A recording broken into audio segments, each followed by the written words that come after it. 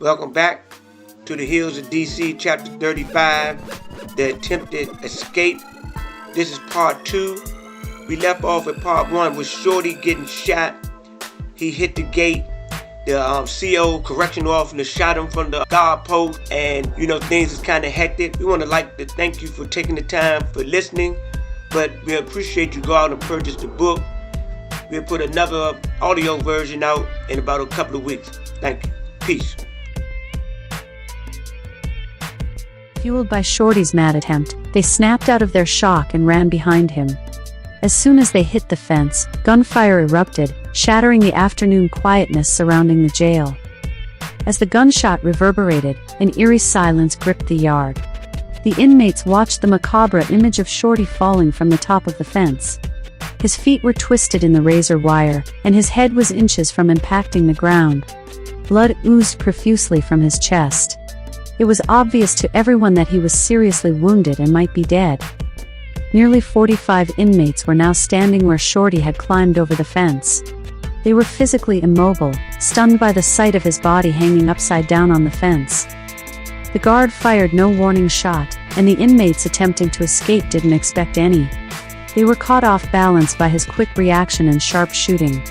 It was common practice for correctional officers to shoot on sight any inmate in the act of escaping.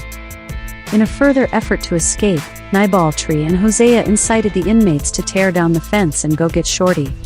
The frenzy in the yard was contagious, but there was no opportunity to flee, not without facing certain death. The guard stood motionless in the tower. He was seemingly in a state of shock, but his smoking gun remained leveled at the inmates, attempting to rip the fence from the ground. He racked around into the chamber, but did not fire. Rather, in a kind of morbid fascination, he watched the exploding canisters of tear gas hailing down on the inmates. The enraged wild men below were on a mission to save Shorty. They rocked the fence back and forth until it was bent parallel with the ground, but were too late to rescue him.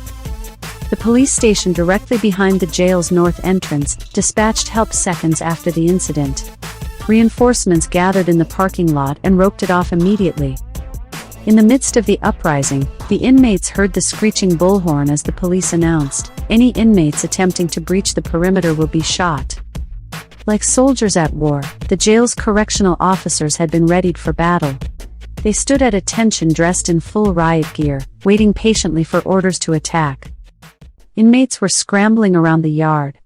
Some were searching for anything they could find to defend themselves, while others dug up the ground, knowing exactly where they had hidden their homemade knives. The guards continued to saturate the air over the yard with gas. Canisters were launched indiscriminately, burning and wounding whoever was in the line of fire. Once the smoke became unbearable, they entered the yard and brutally attacked every inmate who wasn't lying face down. Nibal had witnessed 4 riots while incarcerated at Lorton, and knew how to survive its onslaught. The gas was stifling, and his eyes were burning. The pain was excruciating, it was virtually impossible to see. He took refuge on his hands and knees near the door leading back into the block. Placing his nose close to the ground, he breathed deeply. The air just above ground level was untainted. He took off his shirt and ripped the sleeve from it. After he pissed on it, he wiped his face. It helped to relieve the burning sensation and tightening of his skin. The unsoiled piece, he wrapped around his head like a bandana to protect his skull. The metal flashlights and heavy wooden nightsticks that most guards carried could easily crack the human cranium. Coughing uncontrollably, he covered his mouth with the soiled sleeve, hoping to filter the gas that was taxing his lungs so viciously. As soon as the door opened, he staggered inside the jail, moving as fast as he could with the first wave of inmates entering the building. Hoping to slip by the guards undetected, he hurried down the steps, unaware that the goon squad was waiting for him. He had been identified as the ringleader instigating the attempted escape and riot. There was nowhere to run. Weakened by tear gas and outnumbered 5 to 1, he didn't wait to be attacked. He knew that regardless of how he reacted, it wouldn't change the outcome. They were there to brutalize him.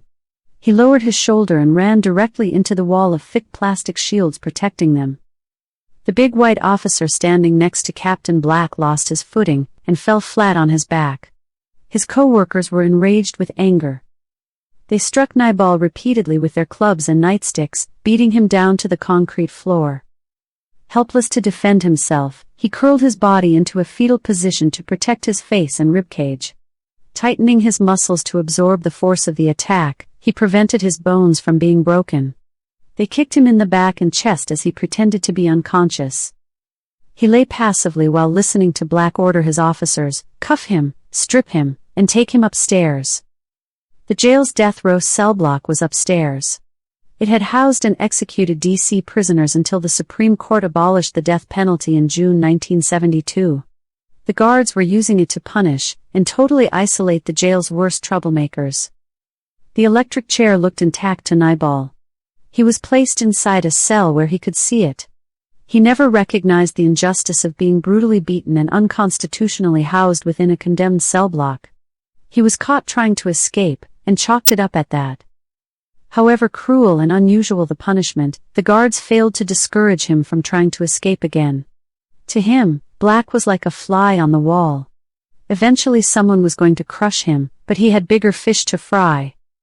Captain Black's squad of super heavyweight officers literally threw their weight around, dominating the inmates afraid to challenge their authority. However, there was a breed of inmates beyond intimidation. They saw the goon squad as a menace. The administration marked them as extreme troublemakers. A combination of these exceptionally aggressive inmates had proven to be counterproductive for the correctional staff at the jail and at Lorton. The squad thrived on instilling fear in the inmates as a means of controlling their behavior. It had no advantage to contain Nybal's rebellious state of mind, but by brute force. While he was enjoying the solitude of the condemned cell block, a guard escorted his close friend and Moorish brother, Cadillac Smith L., on the tier. He was placed in the cell right next to him.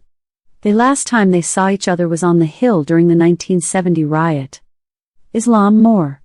It's by no accident that we have come together under such inauspicious circumstances. A wise man can find the best out of the worst, when the best things in the hands of a fool can lead to his destruction. I'm not going to be in this block but a minute, it's predetermined. As soon as they move Carl, they are going to put me in his cell. They don't want us in the jail at the same time. He's on his way back to Big Stone Gap.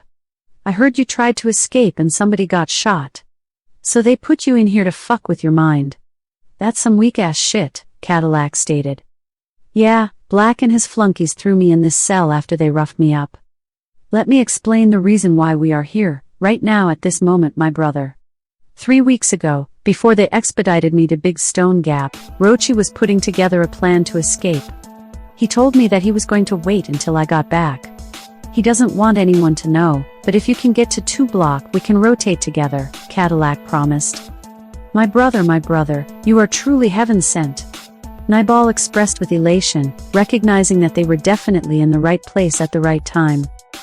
For a short while, they discussed being on the run, if they were so fortunate enough to escape. While they were trying to think of the surest way to get Nybal reassigned to CB2. That concludes chapter 35. Chapter 36 will be uploaded in a couple of weeks. We appreciate your comments and you taking the time to listen to the audio version. But once again, show a brother some love and go out and purchase the book. The book is on sale at Amazon. Thank you in advance. We appreciate you. Peace.